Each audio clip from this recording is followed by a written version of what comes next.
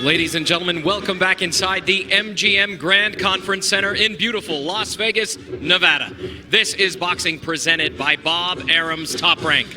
This bout is scheduled for 10 rounds in the junior welterweight division. Judges at ringside, Tim Cheatham, Dave Moretti, and Patricia Morse-Jarman. The man in charge at the sound of the bell, Mr. Kenny Bayless. This is boxing, this is Top Rank, and this is the main event. Fighting out of the blue corner, presented in association with DeBella Entertainment. He weighed in at 143.5 pounds, wearing black trunks with white trim. He has a record of 22 wins, 1 loss, 1 draw, 10 wins coming by way of knockout.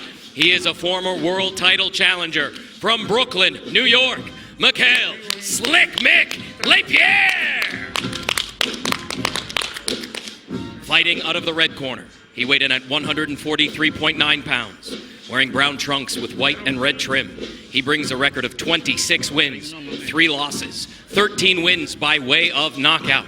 He is the former lightweight world champion, former junior lightweight world champion from Sidra, Puerto Rico, Jose Sniper Pedraza.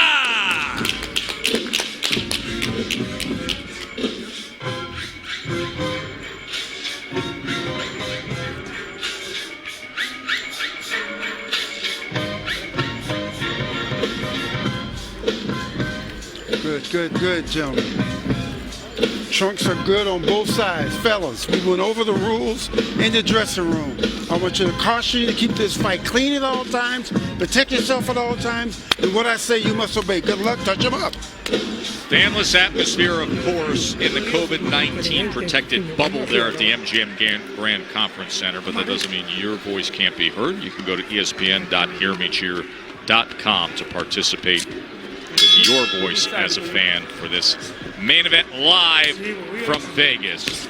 Jose Pedraza said, in terms of taking this fight, the 2-week turnaround, the catch weight now higher at 144. Yeah, it can be considered a risk, but he thinks he will adapt well to the weight. Feels Lespierre is strong, but he said, I'm faster, and you combine that with my skill and agility, and that will be the key to victory. I agree, Joe. That should be the case. You're looking at a fighter in Jose Pedraza who's fought 67 world championship rounds. Lespierre's only fought 12. And Pedraza has a lot more experience than Lespierre, taking nothing away from Lespierre, but Pedraza, if he wants to keep his title shot alive and his name at the forefront of the sport, he's got to not only win tonight, but be impressive.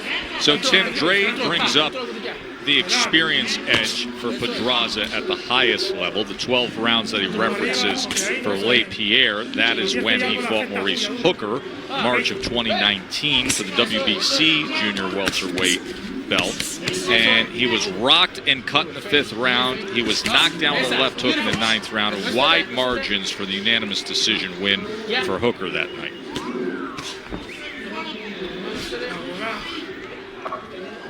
Yeah, but he gained experience from that. Lespierre, you know, and he's taking that experience that he gained in that fight into him right now.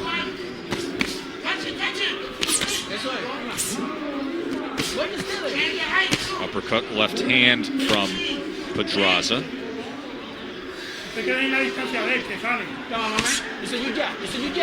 I love the punch choices, the punch selection coming from Pedraza. He's coming from different angles. He's confusing Lespierre in there. And Lespierre is a hard guy to hit. You know, he's a slick fighter. You know, he moves his head often, but there you see right there, Pierre pushes off and attacks and comes forward, trying to close the distance. The work rate from Pedraza here in round number 1. Natural right-hander who, as you see, switches constantly.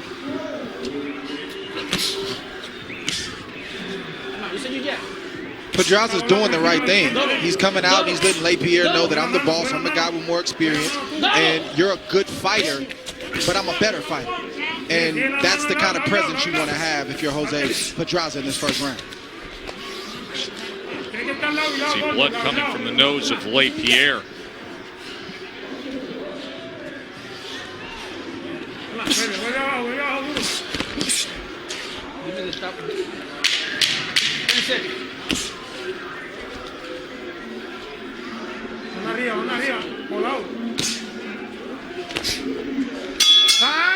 His decision win against Mark Bernaldez just moments ago. He's now 17-0. Meanwhile, in that first round, Tim, Jose Pedraza landed 11 power punches against Mikkel Lespierre.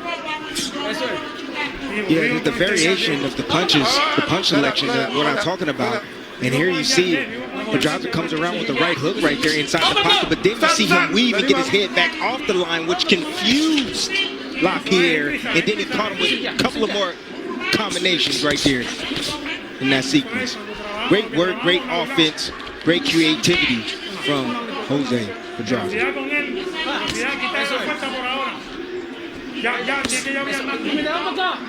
Talked about the extra weight that Pedraza has to deal with in Lespierre, and to me, Jose Pedraza looks like the bigger man right now. Physically. He's coming for that. Come on, man. He's coming. Ah!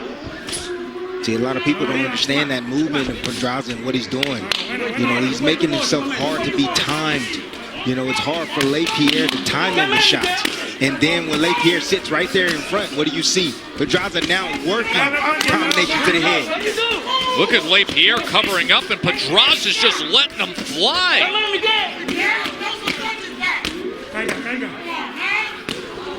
Bayless has got to keep a close eye. I know he's blocking some of those, but some of those shots are getting through. Absolutely, some of them are. Puts up the earmuffs, and Pedraza says, that's fine. I'll press the accelerator, no problem with that. And there's an uppercut that lands. Answer at all is a concern. Pedraza lands a thudding uppercut.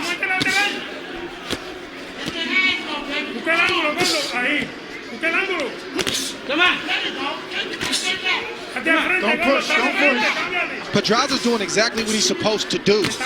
I said it in the beginning, taking nothing from Lespierre, but you have to look at his record, you have to look at his experience, and you have to treat him as such. Good shot right there from Pedraza. You can't allow a person like Lespierre, a fighter like Lespierre, to gain confidence. If I hear that you're working a day job and going to the gym at night, I got to treat you like, you know, you're boxing in the evening and working during the day. Yeah, I got to treat you just like this. And that's what Pedraza's doing right now.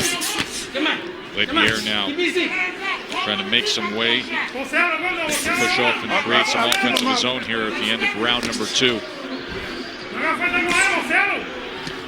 Yeah, Pedraza might have punched himself a little bit out this round. He threw a lot of combinations. We'll update those CompuBox numbers when we come back. Active round 2 from Jose Pedraza. Good stuff. It was a rapid-fire assault in round number 2 from Jose Pedraza.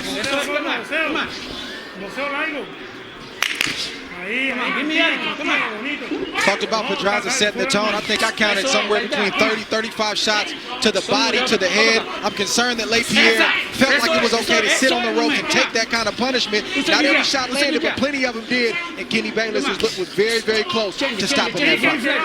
You know, and Kenny Bayless made the comment just before the start of this third round to Mikkel Lespierre. He's like, listen, you got to show me something at moments like that. It's my job to protect you. But in that second round, look at the punches for Pedraza. He was 46 of 83, 55%, 43 of 67 on power punches. That's just in the second round. Let's check in with Bernardo and hear what they're saying in the corner of Slick Mick. Right before Kenny Bayless told Mikkel Lespierre to show him something, Joan Guzman said the same thing, and Lespierre told him, look, he hurt me to the body. And he says, look, you can beat this guy, but you got to show me something. Joan Guzman is the trainer of Lespierre. Of course, Guzman, former junior featherweight and junior lightweight world champion.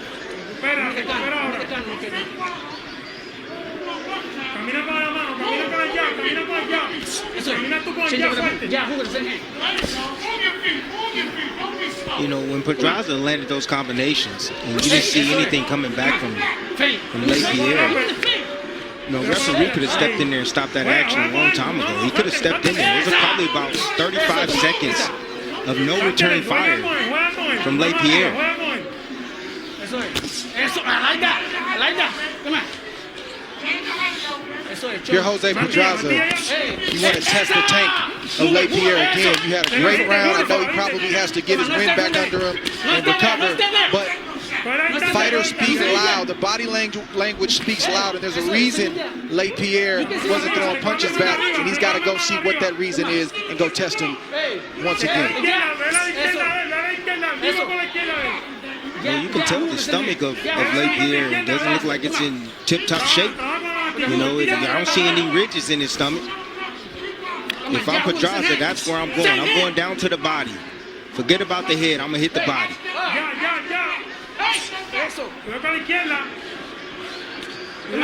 If you're Lespierre, you got hit with a good body shot in the previous round. You got to try to recover and get yourself back in this fight. It's still early.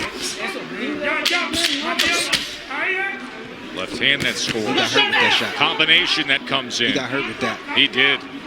End of 3, Pedraza in control. High percentage of power punches landed in that last round for Jose Pedraza. And Timmy, he got to Lespierre late with the left hand.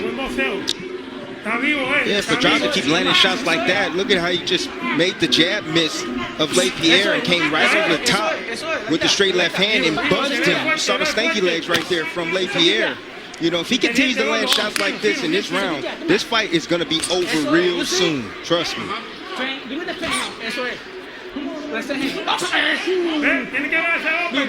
Talked about Pedraza at the top of the show, showing some slippage in his last couple of fights. He's not showing any slippage right now. He's showing vintage Jose Pedraza, the one that helped him win the 2 world titles in 2 different weight classes. His Achilles heel has been inconsistent. He's been inconsistent in the past. That's not the case tonight. Change it. Hey, come on, come on.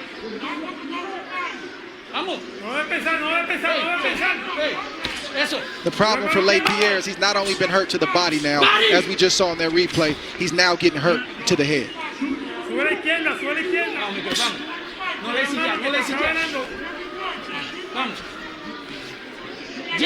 You said, Dre, you know, that Pedraza has that willingness. You know, you got to understand, people, that you gotta go to a pretty much a dark place when you're in that ring. You know, you gotta feel like you're invincible. You gotta feel like you're the man. And if there's any time when you don't feel that way, you get into a fight, you're not gonna perform at your best. And I think that's Pedraza, and I believe that Pedraza at this moment believes that he's a great fighter, and he's fighting like it tonight.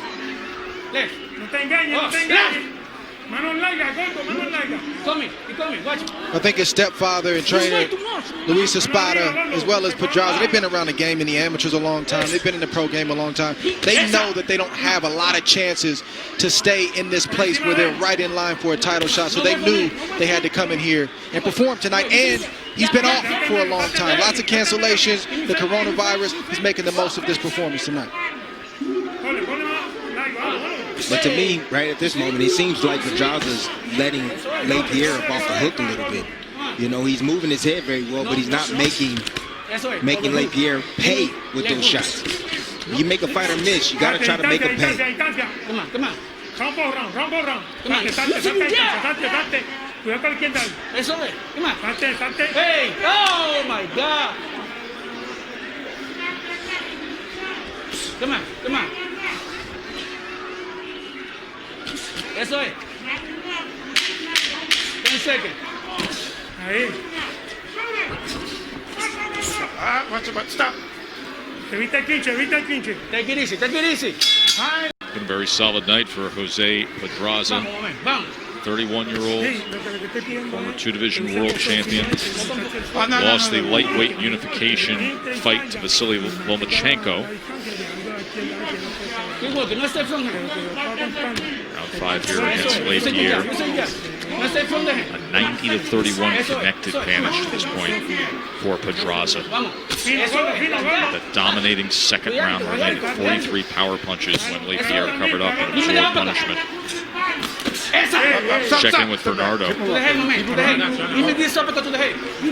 Luis Espada told me, look, he's got to use his boxing because Lespierre is the bigger and stronger guy in there. I want him to continue to use his range, win round by round, and he's just got to watch out for one thing, Lespierre's left.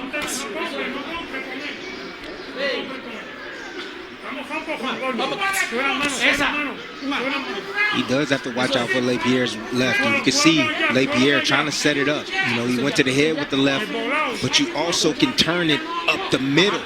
And as Pedraza's moving forward, you see him drop down to the body right there. He's available. He just knocked him down. That's a knockdown scored. 4, 5. So Lespierre 6. scores the knockdown. 8. Okay. Give me the Might have been a little bit off balance, squared up, and got caught in the process. But the uppercut is available for Lespierre.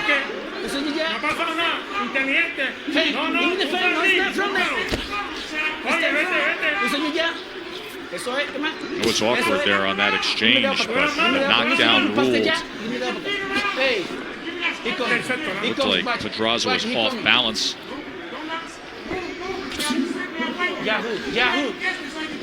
If you're Lespierre, obviously things haven't gone your way early in this fight, but this is the time. Good shot. And they reverse order as Pedraza turns the tables and scores a knockdown of his own. 7, 8. Okay. Gloves. So they trade knockdowns here in round 5. Now Pedraza stalking. Stop. Lespierre tying up.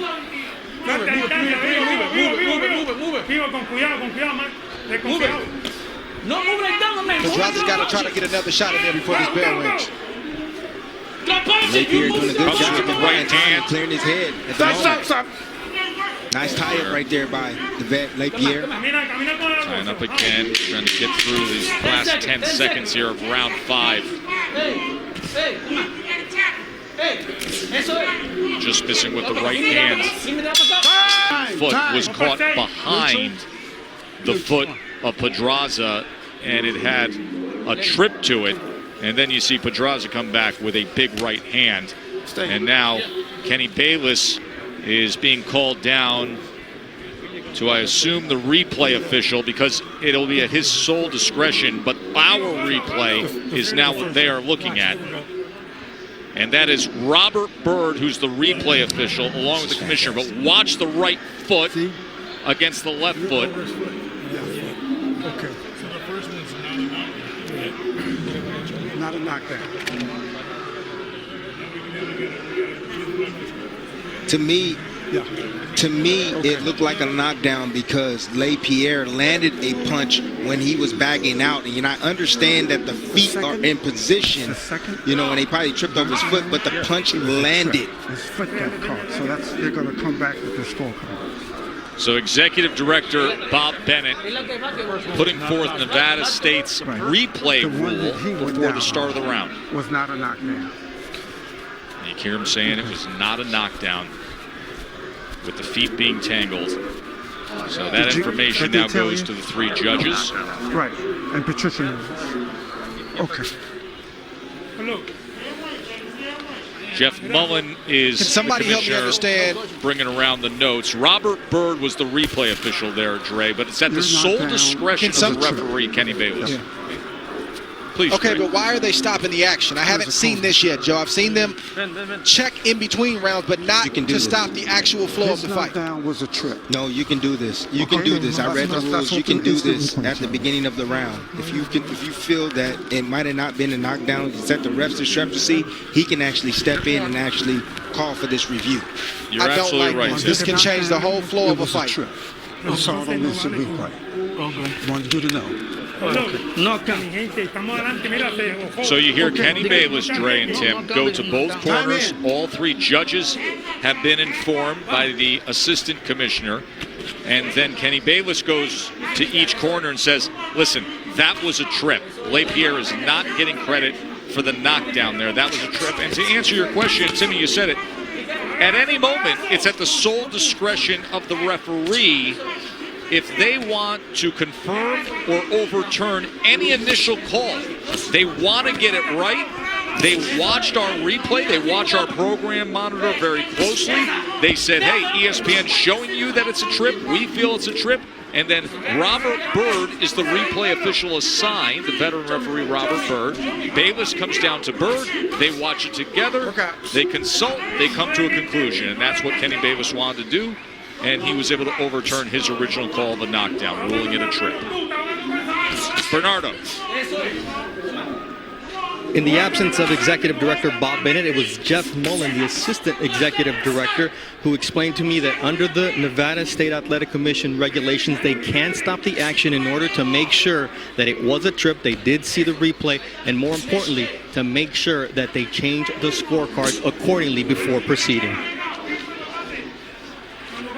I like the replay. I just don't like the timing of it. I understand if it's a referee is checking the replay during the rest period and it bleeds over into another round, but to allow the rest period, the full minute, to run its course and then to stop the action, I just don't like that part. Well, listen, Pedraza had Lespierre hurt, Dre, right? And if you come to the end of that fifth round, advantage Pedraza with the big right hand and then the stalking attack right to the bell against Lespierre, who tied up multiple times down the stretch of that fifth round. So it does give a break to Lespierre. Even though it takes away the knockdown scored, he's able to regain his composure.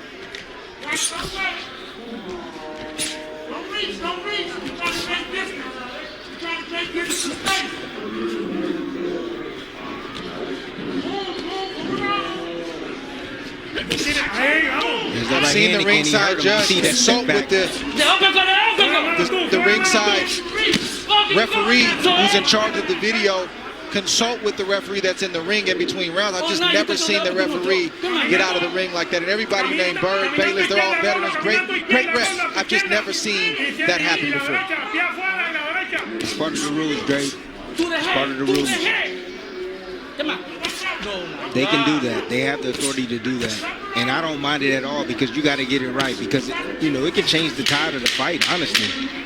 If you're on the receiving end of a knockdown and you felt in your heart that you didn't get knocked down, that it was a cheap shot or whatever it was, change it. A reminder that once we wrap up from Vegas, it'll be Scott Van Pelt on SportsCenter, bringing you the full day of news, including the NBA stars returning. We'll have a report from inside the bubble. Everybody's got a bubble nowadays, guys. Remember the first bubble? Everybody's got a bubble nowadays. Plus, Tony Clark on what's going on with the tension between Major League Baseball and Players Association and day one of the PGA Rocket Mortgage Classic. That is coming up with SVP on SportsCenter once we finish up with our main event here on Top Rank Boxing. And of course, we will be back with you after. Hope everybody has a happy and safe 4th of July. We'll be back with you for Tuesday and Thursday of next week. Jose Zepeda will be in action. He got the best of Jose Pedraza last year. And then we will have the undefeated American heavyweight prospect Jared Anderson next Thursday. Bernardo, what are they saying in the corner of Lespierre? Joan Guzman, the former world champion, said he's got a second shot after this opportunity that the commission gave him to take a rest, but he's not listening to me. I told him, we worked on that left uppercut all camp. You've got to use your range, and he's not doing any of that.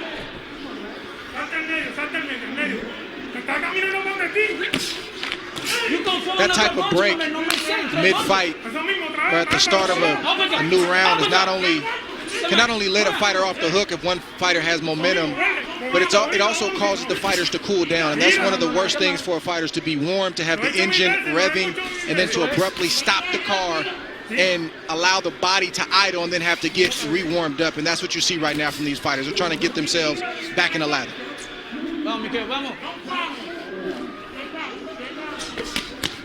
Okay, you follow them, throw punches.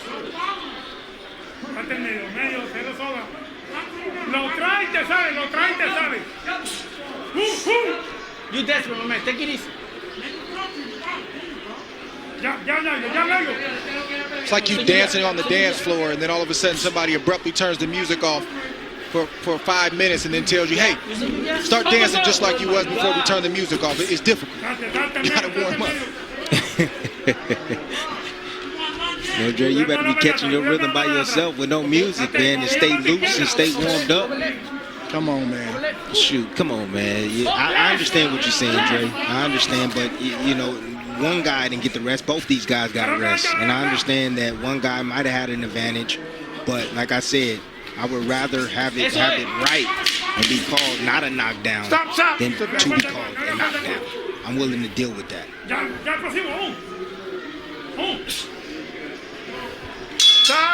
I want you to look at the total punches as we start this 8th round. Pedraza has a 127 to 51 connect advantage. But when you look at the percentage landed, he's landing 43%. Lespierre's only landing 16%.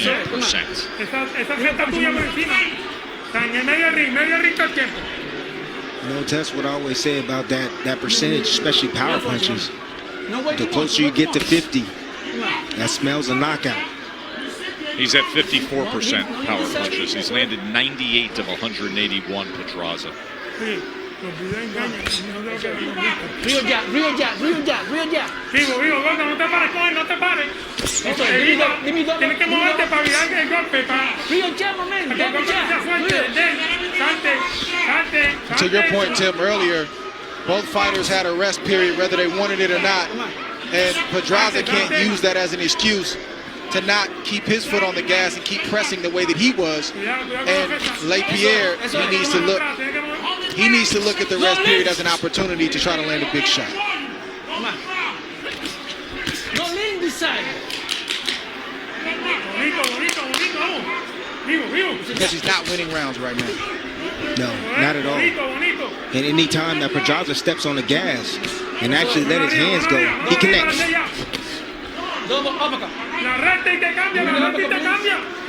Pedraza just needs to be more, he needs to get more consistent with his work. You know, there's too many lows in his work.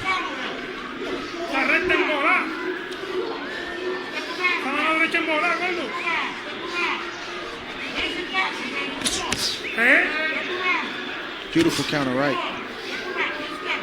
But the problem is there's only one punch. You hit him with one piece, go ahead and hit him with two, and then three, then four. Let those hands go.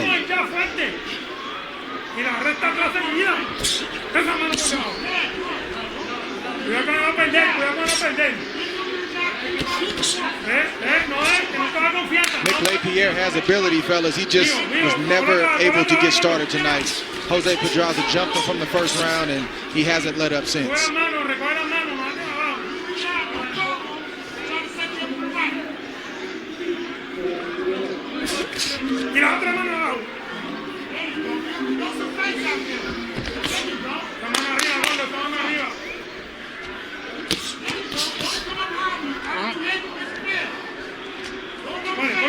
Pedraza being very smart, just picking his shots wisely. You know, he's not rushing anything. He's taking his time, and he's allowing Lespierre to work, and then he's trying to counter.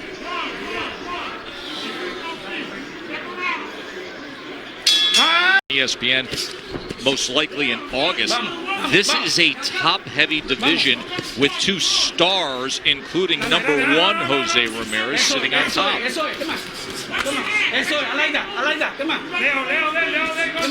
It's not only top heavy, Joe, but it's heavy in that top 10. I don't see anything easy. I don't see any easy work in that top 10 in that 140-pound division. No, Ivan Baranchik is number 7 as well. So, I mean, listen, it's a great division. It really is, and it'll be fascinating to see how things play out with Ramirez and with Josh Taylor if we can have an undisputed champion at 140 pounds. Of course, we had that with Terrence Bud Crawford before he migrated north to 147.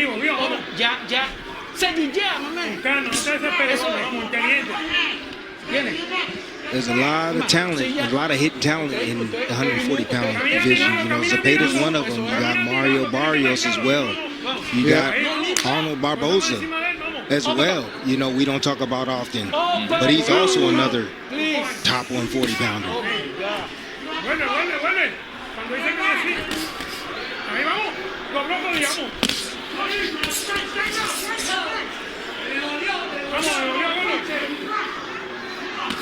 Lespierre hasn't shown the skill and ability to pull away from Pedraza, but he's definitely shown a lot of heart tonight. Especially considering the punishment he took early on. Yeah, that second round he took a lot of punishment. Then he was hurt with a big left hand. In the third round he was hurt with a big right hand. In the fifth round, when Pedraza came back after what was initially ruled a knockdown scored by Lespierre, Nevada State Athletic Commission took the time to utilize replay and said it was a trip, so that was overturned. Very easy as a fighter when you have a day job like Lespierre does and you're getting hit with shots like that and have been from the beginning. You got hurt to the body, you're bleeding out of the eye and the nose, to all of a sudden find something wrong, an elbow, a knee, my back. He didn't take that out tonight, and I respect him for that.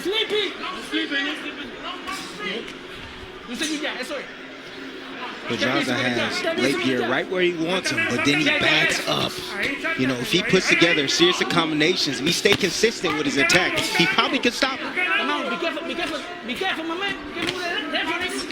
Come on, give me something. Gira, cuando gira para que no te encuentre de frente. Pedraza's returning to the form that we saw from him early in the fight. He's pressing, not allowing Lespierre to think or rest. And you see all the damage that Pedraza's done on the face of Lespierre right now.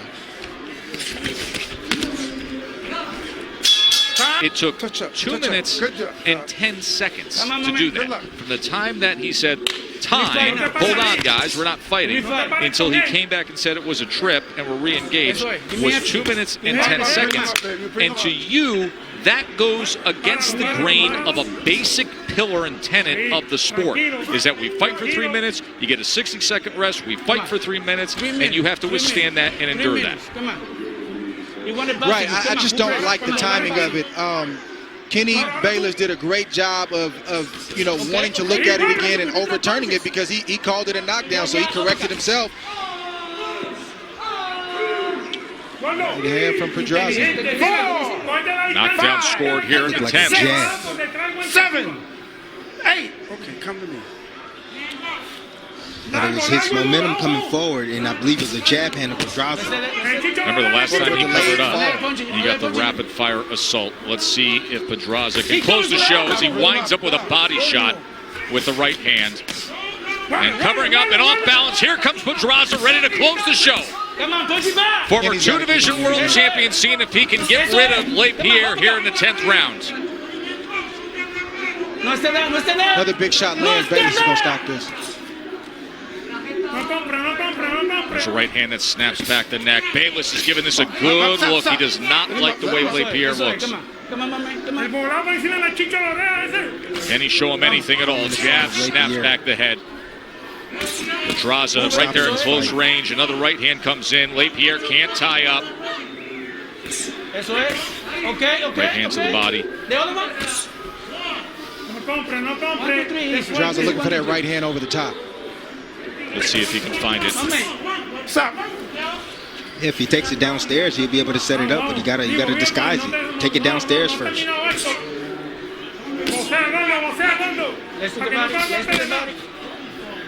heard you, Tim. There it is. And then he bang right up the top of the head. Good shot.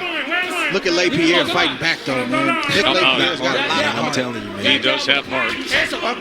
Guy who was helping on the front line of COVID-19 efforts back home in New York. Came out here to fight, got sent back home with a positive test to a manager, so the fight was delayed 2 weeks. Came back out, took time out for work. He's absorbed a lot of punishment tonight, but he's going to try to take it right to the wire and go the full distance with Pedraza. After being knocked down in the 5th, knocked down here in the 10th. Stop. No jump, 10 seconds. No jump into him. No jump into him.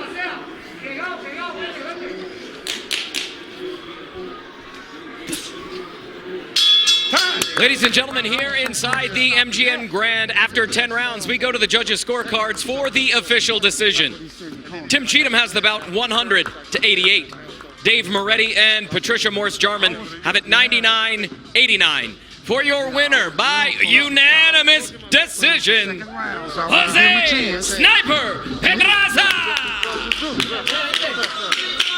Dominated from start to finish.